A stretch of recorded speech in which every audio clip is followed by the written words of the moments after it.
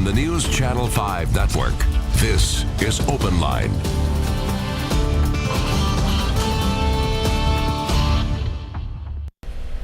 Good evening, everyone. Welcome to Open Line. I'm Carrie Sharp, filling in for Ben Hall tonight. We really have a hot button issue for you tonight. And we hope that you will weigh in, share your experiences, share your thoughts on how to fix this problem. The problem I'm talking about is our topic tonight. We're talking about Nashville General Hospital and what to do with it, how to fund it, what's the best way to go forward here in the future with Nashville General and the care that it provides.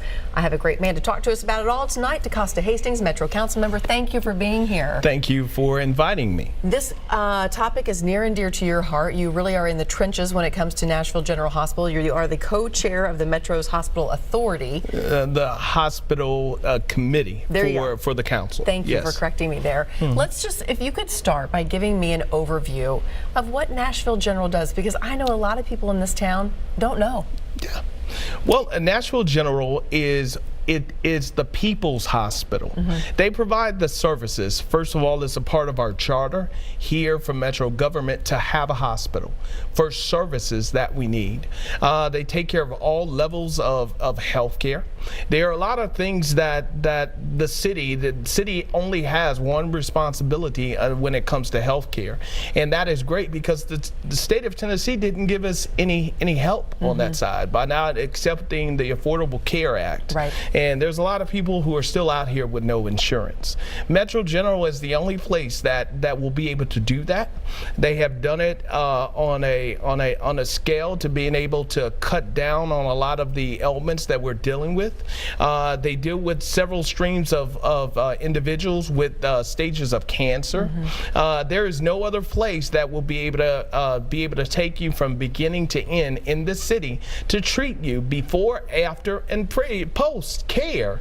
That is that one facility. We, the government, are supposed to uphold the structure that the people of this metropolitan government that are paying their taxes, that work every day to make sure that their health care is are needed and taken care of. Yeah, it really provides the whole gamut for, inpatient, outpatient, specialized care. You mentioned the cancer, women's services, a whole list of services this hospital provides. And really, it's a safety net hospital for the underinsured, for the uninsured in our community. Sometimes we hear it's the hospital for the least of these in our population, but it's not the least of care. And that's, I think, a perception that takes a while to switch a little bit. You're not getting substandard care. No, you're not getting substandard care. Myself, there's also, they have the drug place inside of there to where you can go and get your pharmaceutical needs. That is the only health facility within the metropolitan government that the federal government offers a lower price for drugs that you go to other drug companies or drug facilities that are around like there. Walgreens or whatever. And it's higher. So the actual healthcare needs are being met there, and we have to make sure that we don't forget about the base that started us and the people elected people like me to make sure that their voices are heard. We cannot continue on a fast track to forget about the individuals of this city. Okay, so let's lay out the problem here. It costs a lot of money to provide this care, and the city has been providing more and more and more of that money, and the city is saying, we got to change something because we can't keep on this track. The mayor a few months ago, maybe a month or two ago, made an announcement that shocked a lot of people, that she wanted to eliminate the inpatient care, and it has created quite an uproar. It shocked a lot of people. So take it from there. Where are we right now? Well, actually right now, with me being a part of the Financial Metro Council, which approves all the funding to take care of the needs of the constituents in the hospital services that are there. For the past couple of years, we have granted the hospital $35 million. The city of Nashville has given the hospital. The hospital $35 million. But also, $35 million sounds like a lot of money, but when you get into the insides of it, it also takes care of the people that work there. Not only that, the retirement structure, not only for the people that worked at the hospital, but also we have a Knowles entity which is outside of the hospital, we actually have a private group taking care of that now, of the healthcare system for retirees and all of that good stuff. There are several areas which are inside of that, and then also from the merger that happened with Meharry Hospital years ago, we have to take care of the rent for the facility. Everything in that hospital they have to take care out of that $35 million. And it's simply not getting done. It's right? not getting done. It's not enough. We have not fully funded the hospital until the point to where they actually deserve. The hospital employees, for far as years before I got there, in order to sell you the hospital overall, they all took a 4% decrease in their pay, just to make sure that the average individual that is here, that they're able to get their health care issues taken care of. Yeah. We have to do better. Yes, some things do have to change. We have to change to make sure that the payers, who are the insurance companies for individuals that are using the insurance usage with the hospital, for individuals that are a part of the Metro Hospital, Metro government, individuals like me who have the insurance, we need to utilize those facilities. It is not subpar. The hospital is one of the cleanest that I've ever seen in America.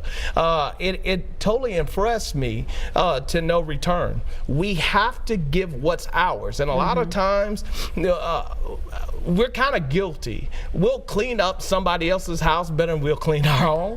But we got to clean up our house now. Yeah. We got to find a way to make sure that this works and care about ourselves as much as we care about everyone else. I want to take a quick time out and remind you, all the folks who are watching both here on our channel, News Channel 5 Plus, but also our Facebook Live through newschannel5.com, we are taking your questions, and we want to hear your experiences with the hospital, but also if you have a question about the services provided, how to go forward, if you have thoughts about how to do this, call in. That's what tonight is about. It is open line for a reason. So the number is on your screen. 615-737+ is the number to call. We got Taylor in the back, our producer. He's going to line up those phone calls. As soon as we get them, we will take them. But we do want to hear from you tonight and your thoughts, because you know what? It is going to take a lot of people working on this to make it go forward smoothly. So the city gives the hospital $35 million a year. Yes. It's not enough. It's not enough. What is the number that needs, what does it cost to operate? Well, the mayor, we have spent millions of dollars, and that is one of the issues. We've spent millions of dollars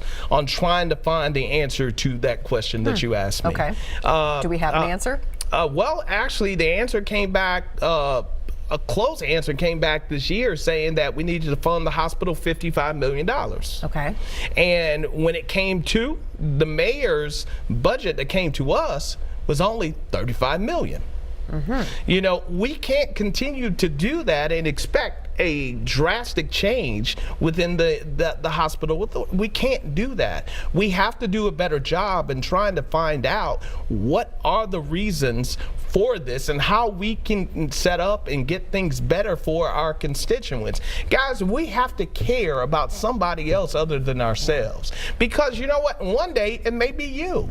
And today, because it's not you, doesn't mean that you need to set it aside. It may be somebody that you love, somebody that you really care about. It could be your kids, could be your cousin. No matter who it is, healthcare services should not be secondhand. Right. Just like one of the councilmen said to us, Councilman Bettany, said to us openly, he said, you know what, if we need more police officers, if we need more firemen, what do? We hire more police officers. We hire more firefighters. We make sure that area of safety is dealt with and is taken care of.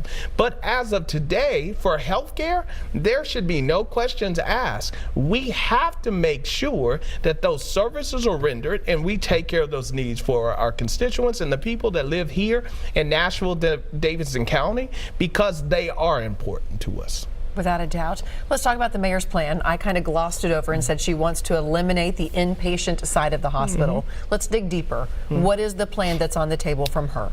Well, the plan on the table, I mean, just cut and dry. She wants to eliminate the inpatient. You know, you're just going to, if you go off of numbers and you see the amount of people that are there within the system who are coming to visit our hospital, it may not be looking all that impressive. But if you know anything about the hospital system, if you know that you have a certain amount of beds that are licensed within the hospital that is done by the state of Tennessee, we need to keep those beds open. This city is growing by landslides, and everybody will not be able to go for the care of the for-profit hospitals. Give you an example. My wife actually had a medical issue and went in and come and find out there was a kidney infection. She was admitted into the hospital. So happened we were not at Metro General. We went to a for-profit hospital here in the city, not calling out names, but because of those so many people, gosh dog it, she stayed in the hallway of the hospital for over a day. Really? Yes, because the services, it's not necessarily the services that are rendered. They took care of her, but there's a massive overflow of people that are here and we cannot control it. We do not need to decrease the quantity of beds that we have at our hospital. But do I hear you saying right now that there are beds that are routinely not being used because people are not coming there for certain things? It all depends. Yes, there are beds that are not being used sometimes. It all depends. You know, every day, everybody, and one of the things, especially in healthcare, you do not want people in the hospital. Yeah. You know, that's the way you do Right. it. That's the reason you have a fluctuation of continual care, and you make sure that individuals are taken care of. And that is something we have to do better in the healthcare system all around, but we have to make sure that resource is there for individuals like me who didn't have health insurance, who ended up having appendicitis, who had to have emergency surgery, and I got a healthy bill for that. I'm sure. And it was really, really healthy, only for almost, it was a full day, but a day and a half in the hospital. It got me up to walk around and sent me home because I didn't have health insurance. Metro General is there to take care of people that are like me, who are in that place, and they are not going to send you out the door without being taken care of. Right. Okay, we're going to take a quick break. I want to remind you, this is Open Line. Give us a call. We'll talk about this with you. Nashville General Hospital is the topic tonight, 615-737+. We're coming right back.